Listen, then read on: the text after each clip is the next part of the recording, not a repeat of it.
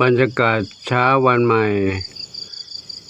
หลังจากคืนที่ฝนตกผ่านไป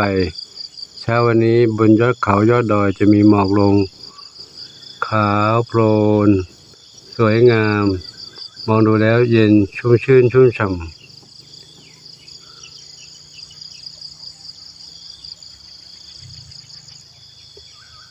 ณ ท้องทุ่งพุทธสถานวัดโป่งชัยตำบลบ้านสาอำเภอเชียงห่มจังหวัดลำปาง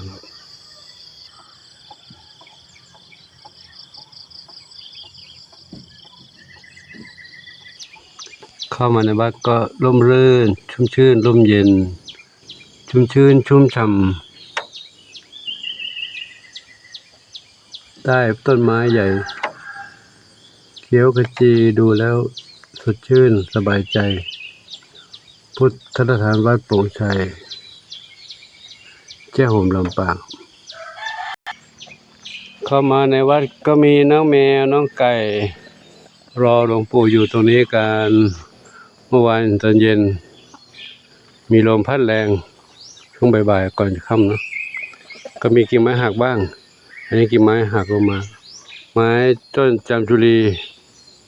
ไม้ก็จะไม่แข็งแรงเลยจะหักง่ายน้องไก่น้องเหมียวใครนี่แพนด้าเทาขาวใหญ่อยู่นี่เนาะแพนด้าเทาขาวใหญ่น้องไก่ก็ไก่รอกันอยู่ตรงนี้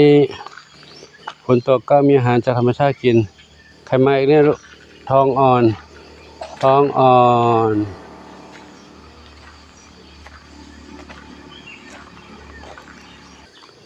นวรัตน์นี่นวรัตน์ฝนตกก็จะมีแฉะบ้างธรรมดาบ้างน้ำนี่ใครศรีสุดาทรัพย์ทวีสีลูกสี่อยู่นี่เนาะ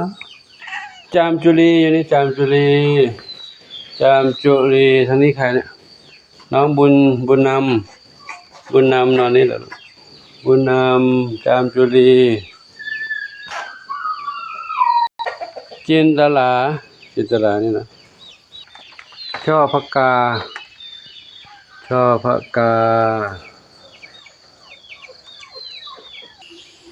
อยู่เมียรอหลวงปู่ก่อนนะลูกเด้อหลวงปู่เพิ่งกลับมาเนาะเพิ่งซื้ออาหารมายังไม่ได้นึ่งเลยเอาเสียงหมาน้อยร้องครวญครางแล้วหมาน้อยร้องครวญครางทำไมเดี๋ยวดูหมาน้อยก่อนหมาน้อยก็อยู่ข้างๆกันนี่แหละได้ยินเสียงหลวงปู่อ้อนอะไรได้ยินเสียงหลวงปู่อ้อนกันใหญ่เลยอยู่ข้างๆนี้บ้านน้องเหมียวอยู่นี่บ้านเดิมหมาน้อยอยู่ข้างกันเนี่ย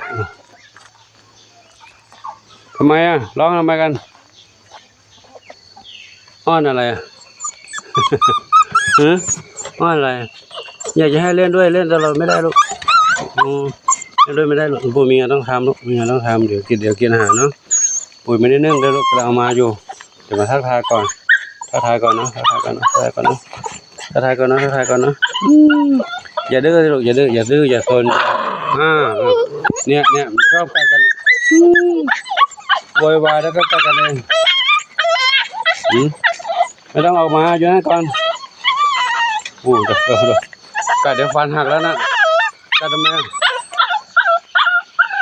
กัดเดี๋ยวฟันจะหักแล้วอยู่นั่นก็ที่ก็กว้างแล้วนี่กว้างแล้วไม่ต้องออกมาแล้วที่ก็กว้างเล่นกันมีที่เล่นเยอะแยะลูกมีลูกบอลให้เล่นด้วยลูกบอลแตกมาแล้วบอลให้เล่นกันลูกบอลแตกมาแล้วเล่นกันแรงเล่นกันรุนแรงไม่ต้องออกอยู่นั่นแหละไม่รู้ว่าจะเลี้ยงได้ไปถึงไหนนะอ้อนจังเลยถ้าปล่อยมาก็วิ่งเล่นกัน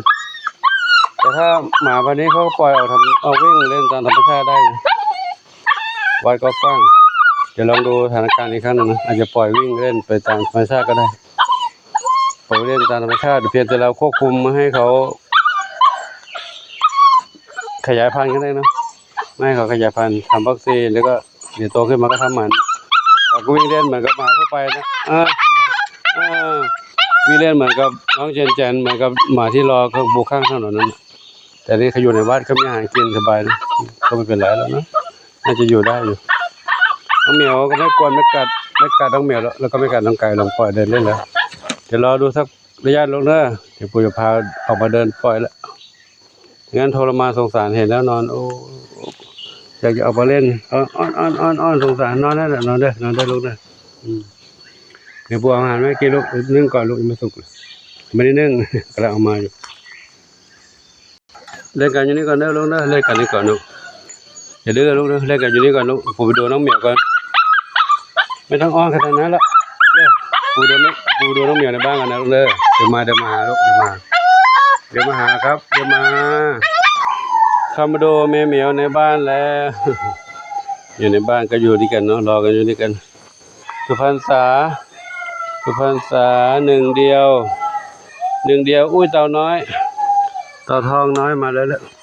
เต่าทองน้องมีบุญมาได้เล่นเหรอเต่าทองน้องมีบุญมาได้เล่นตรงนี้นะครับน้องมีบุญที่นี่ตอนนี้ก็ออกมาเดินเล่นก็น้องหมาเสียงอยู่ข้างนอกนะล็อกเอาไว้น้องอะไรนี่น้องอะไรน้องขวัญน้องสีหน้าส้มอยู่นี่ครับ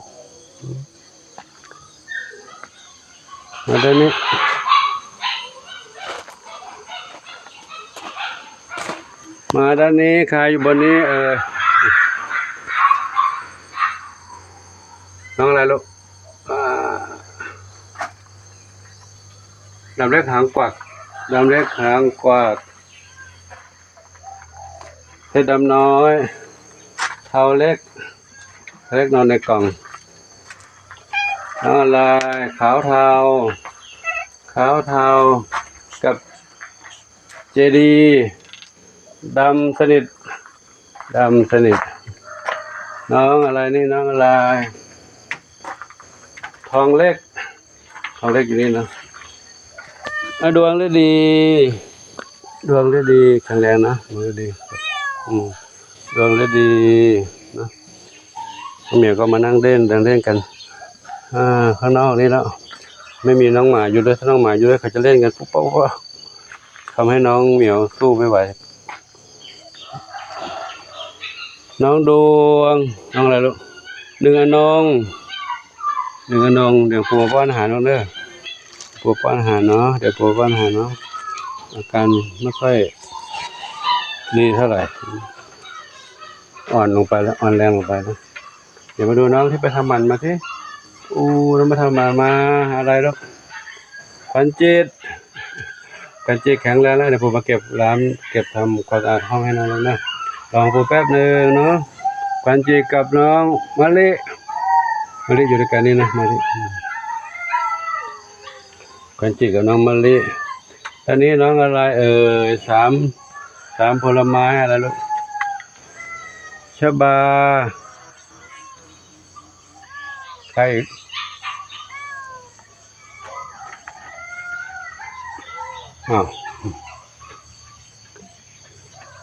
ชบากับกุหลาบดำข้างบนนี่ใครออกไปอยู่ข้างนอกแล้วน้องอะไรลูกพี่กุลใช่ไหมพี่กุลอยู่นี่พี่กุลเอาไปข้างนอกแล้วนะพี่กุลกุหลาบดำชบาอยู่นี่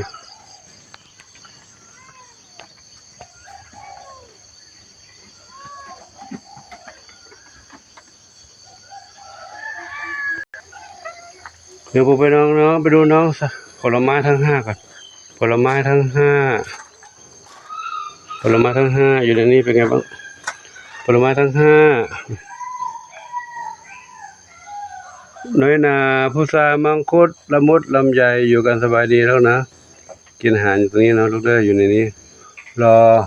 ทำวัคซีนก่อนนะลูกนะค่อยออกมาเดินเล่นข้างนอกเนาะเฮงนอนตรงนี้เหรอเฮงชวนฝันใหญ่ดำสนิท ขาวเทามนชัยสุพรรณษาส้มขาวใหญ่สีหน้าส้มหนึ่งน้องดวงฤดีอยู่นี่ดวงฤดีนะเท้าเล็กดำเล็กหางกวักส้มอะไรท้องอ่อนหนึ่งเดียวดำเล็กหางกวักน้องดำสนิทนะใครนั่งอยู่นี้ใครนั่งอยู่นี้มนชัยน้องมนชัยกระต่ายน้อยออกมาวิ่งเล่นข้างนอกเมื่อกี้เห็นแวบๆไปไหนล่ะกระต่ายน้อยก็เหมียวก็อยู่ด้วยกันได้ถ้าน้องหมาอยู่ด้วยอันนี้น้องหมาจะกวนกระต่ายนะกวนกระต่ายน้อยอยู่ในนี้2กระต่ายวิ่งออกข้างนอก1กระต่ายเมื่อกี้นี้เขามุดออกมาทางไหนไม่รู้ยังไม่ได้เข้าไปดูมุดออกมา1กระต่ายอยู่นี้2กระต่ายเลย2กระต่ายขาวกับส้มขาวกับส้มเมียวมาเดินเล่นกันแล้วลูกสนามเปียกลูกสนามเปียกเดินเล่นได้เนาะเขาก็จะขอทำนำภาพบรรยากาศยามเช้าให้กับทุกท่านได้รับชมไว้กันประมาณนี้เนาะเป็นเรื่องน้องหมาเราควรจัดการให้เขาอยู่ข้างนอกไปก่อนนะเพราะฉะนั้นเขาเล่นรุนแรงมากน้องเหมียวก็อยู่ในนี้น้องเหมียวก็เล่นด้วยกันได้นั่นแหละแต่หลวงปู่กว่าน้องเหมียวเขาแรงสู้ไม่ไหวแล้วบางทีเขาหยอกกันแรงแล้วก็น้องเหมียวเล็กๆนั่นแหละเหมียวตัวเล็กกว่าเยอะน้องหมาโตขึ้นแต่สักวันหนึ่งเขาคงจะสงบอยู่เนาะตอนนี้เขายังเล็กอยู่เด็กมาน้อยนะเขายังเล็กอยู่เขาก็เลยเล่นตามภาษาเด็กๆกันนะอ้อนตามภาษาเด็กๆกันนะอยากจะอยู่กับหลวงปู่อยากให้อยู่ใกล้ๆกลางคืนก็นอนอยู่ข้างๆกันนั่นเขาก็เงียบกลางคืนแต่ถ้าหากห่างหลวงปู่ปุ๊บร้องทันทีเลยเดี๋ยวมาดูตรงนี้อีกหน่อยน้องปุยฝ้ายกับน้องน้ำเพชรอยู่ตรงนี้ปุยฝ้ายอยู่ข้างล่างน้ำเพชรอยู่ข้างบนกระต่ายอยู่ข้างหลังนั่นตายออกมากลับบ้านไม่ถูกแล้วบ้านอยู่ไหนลูกพาเขากลับบ้านก่อนเขาหลงทางอยู่มาบ้านน้องเหมียวนี่กระต่ายหนุ่มน้อยเข้าบ้านถ้าออกมาแบบนี้ถ้าหมาอยู่น้องหมาอยู่ด้วยนี่น้องหมาจะฟัดกระต่ายเขาก็ใจเสาะอาจจะชอบตายได้ด้วยความกลัวโดยธรรมชาติกระต่ายเขาจะกลัวหมาอยู่แล้วถ้าหมาเอามาหยอกล้อเขาตกใจช็อกได้นะก็ถ้าอยู่ครั้นี้กับเหมียวไม่เป็นไรเหมียวเขาไม่ทำไรอะไรก็ได้ครับเดี๋ยวขอยุติแค่นี้ก่อนน้องกระต่ายวิ่งเข้าบ้านแล้วขออวยพรทุกคนทุกท่านที่ได้รับชมรับทราบเรื่องราวต่างๆของน้องเหมียวน้องหมาน้องไก่น้องเต่าน้องกระต่ายเด็กวัดโป่งชัยในทุกๆวันในทุกๆคลิปที่หลวงปู่ได้ถ่ายทุกคนได้รับชมนะขอโมทนาสาธุขออำนวยพรให้ทุกคนท่านพบความสุขความเจริญมีความสุขกายสุขใจปรารถนาที่ใดขอได้ทุกความมุ่งมั่นปรารถนาทุกการทุกคนทุกท่านเถิดสาธุอายุวันโนสุขังพลังครับเดี๋ยวขอยุติวันที่เนาะเดี๋ยวจะได้จัดดูแลน้องเหมียวที่เจ็บป่วยดูแลน้องเหมียวที่พักฟื้นดูแลน้องเหมียวในกรงให้อาหารให้ยุกให้ยาดูแลเรื่องความสะอาดเก็บถ้วยเก็บชามล้างขอโมทนาสาธุ